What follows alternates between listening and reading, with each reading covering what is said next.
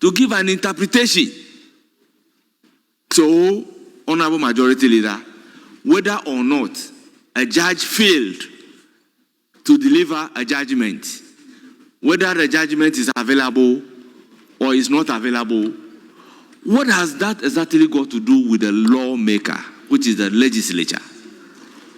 So, Honorable Minority Leader, let's stand by the ruling delivered by Mr. Speaker and bring a closure to this particular issue.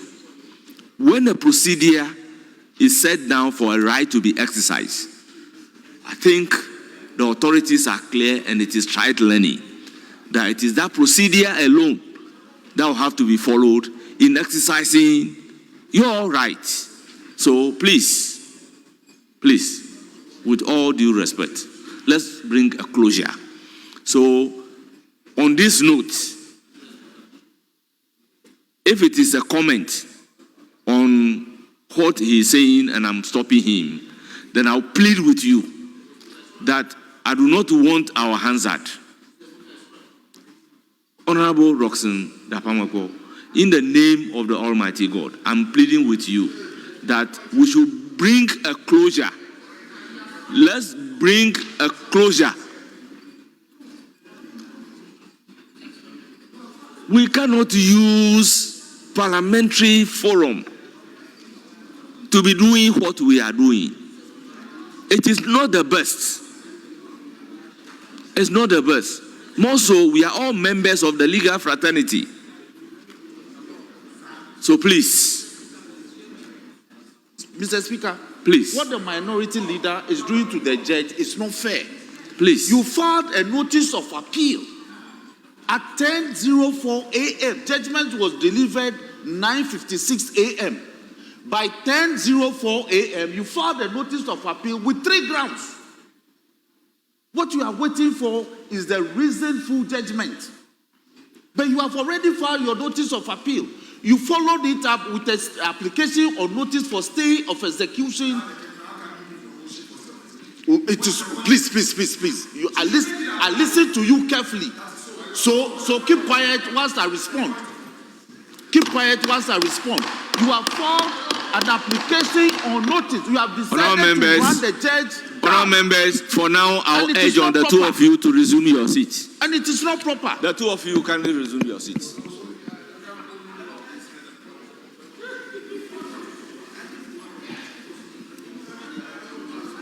Honourable members, as indicated, this is not and cannot be the appropriate forum to do what we are about to do. So on this note, the chapter on that particular issue is perpetually closed.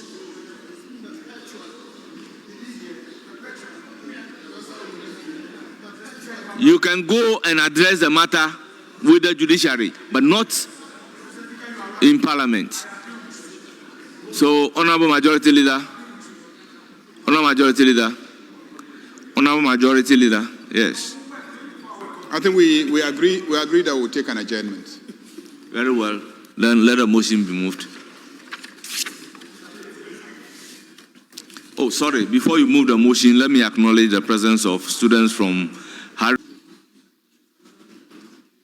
Speaker, with respect, I have no hesitation at all in seconding the motion ably moved by the leader of government business. However, Mr. Speaker, I pray that we consider just one item, motion number 29, at page 11 of today's order paper. Mr. Speaker, the reason why this motion has to be considered as quickly as possible, because, Mr. Speaker, it's just Chief of Staff's letter, and I support the adjournment, save that since this motion has long been appearing in the order paper, and many of our youth who are breadwinners. Honourable Minority Leader, are you seconding the motion? Mr. Speaker may hear me. Mr. Speaker, what I'm saying is that The leader wants us Honorable to Minority Leader, there is a motion on the floor that we are dealing with. Mr. There is Speaker, a motion on the floor. Mr. Speaker, I am opposed to the motion. Yes. And I'm setting my ground for opposition. Very well. I'm setting my ground for opposition. Very well. It's for good reasons that you and I read law. You, Dafeamakpor, and I read law. And Mr. Speaker himself is a lawyer. Mr. Speaker, I'm opposed to this motion. Yes, very senior. Mr. Speaker, when he was practicing, we were in school. And he knows how much I respect him. Not many have spent their time in the courtroom. Just a few of us, Mr. Speaker. Mr. Speaker, I am opposed to the application by the respected leader of government business. My opposition to his motion is grounded on one matter. The matter contained at page 11, item number 29, private members' motion. Mr. Speaker, this motion has been advertised for today. We haven't exhausted today's order paper. Today's order paper contains various items, including motion 29, which reads, quote, that pursuant to order 127 of the standing orders, the Right Honorable Speaker reviews the ruling of the First Deputy Speaker on March 5th, 2025, sustaining the preliminary objection raised by Honorable Majority Leader, Honorable Mahama Yarga, against moving the private member's motion listed as item 16 on page 6 of order paper in the official report of the House for the said day. So I'm humbly suggesting that we could program them for next week, either Thursday or Friday, for either of them. Because I know DACF, their formula is ready. Then we can take it. There are a lot of issues that concerns colleagues. And then we can take it at the committee of the whole. Well, you can get up and speak. Then we can deal with it. These are my views. Speaker, thank you. Honourable members, business statement as presented is hereby adopted.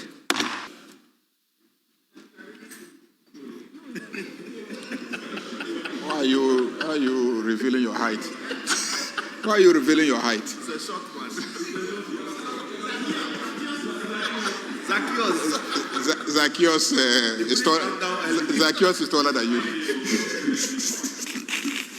No, Mr. I Speaker, didn't see you on your feet. Mr. Speaker, I think we agree that after business statement we will take an adjournment because of the funeral we attended. Members had to come. No, he's talking about something else. Yes, Majority Leader.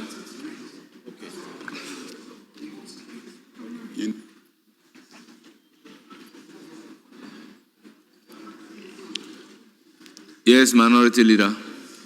Mr. Speaker,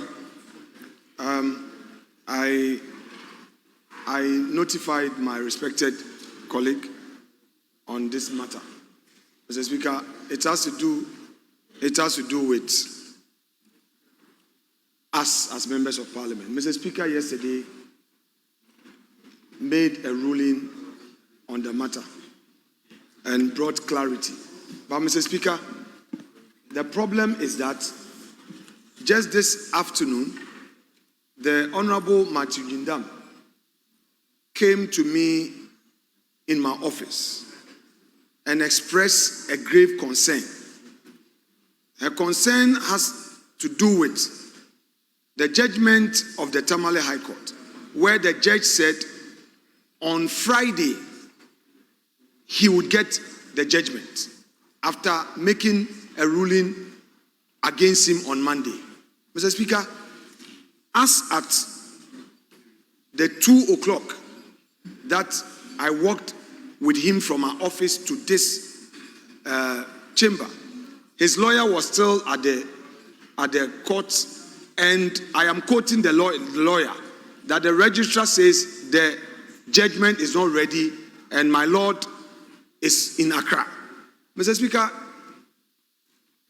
in view of how this matter affects his right as a member of Parliament, I am only bringing it up into the public space one more time, and before you because my brother Dafeamakpor raised it for our deliberation and Speaker pronounced on it.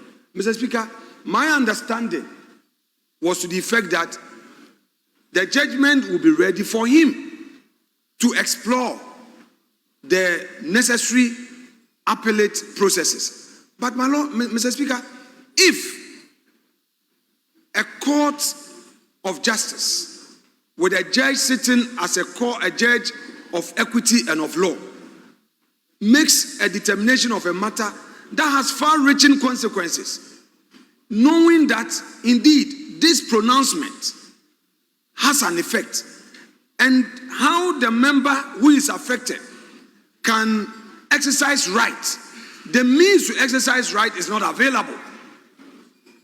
And as we speak, the registry of the court has closed. The registrar says judgment is not ready. The judge is gone to Accra. He left Tamale at 10 a.m. Mr. Speaker, these are constitutional implications. And I feel that as a leader of my caucus, a member of my caucus, haven't come to me with such grave concerns, especially so when the ruling, if we are counting the statutory 7 days automatic stay, what it means is that the 7 days start from the Monday. Meanwhile, the judgment upon which the order emanates is not even ready. Mr. Speaker, the rule is that you can't place something on nothing, it will fall. A ruling or an order is extracted from a judgment. You and I have been in the courtroom for many years. A judgment is read, and in that judgment, you even then, before you execute the order, there's an extract out of the judgment. And it's that extract that we call in legal terms a court order. Now, how can the extract, the court order, be ready, telling the whole world that you are no more an MP or directing an organ of state that go and conduct elections? But the substance that parties can look at and say, let me exercise my right, that one is not ready. The judge in open court tells the whole world that it will be ready on Friday.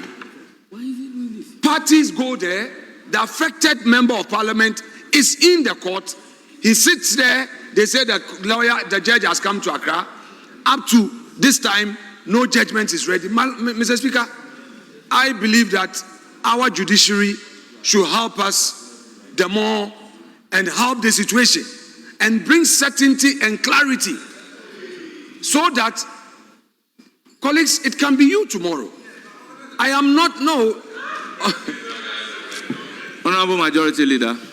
Mr. Speaker, I'm the minority leader. The Honorable Minority Leader, temporarily resume your seat. Very well. I know you are minority, sorry. Minority Leader. Very well, my Lord. Yes. Very well, my Lord. Yes. Minority Leader, with all due respect to everybody, I believe the ruling of Mr. Speaker should bring a closure to this issue. Honourable members, honestly speaking, matters within the ambit of the judiciary must be dealt with by the judiciary.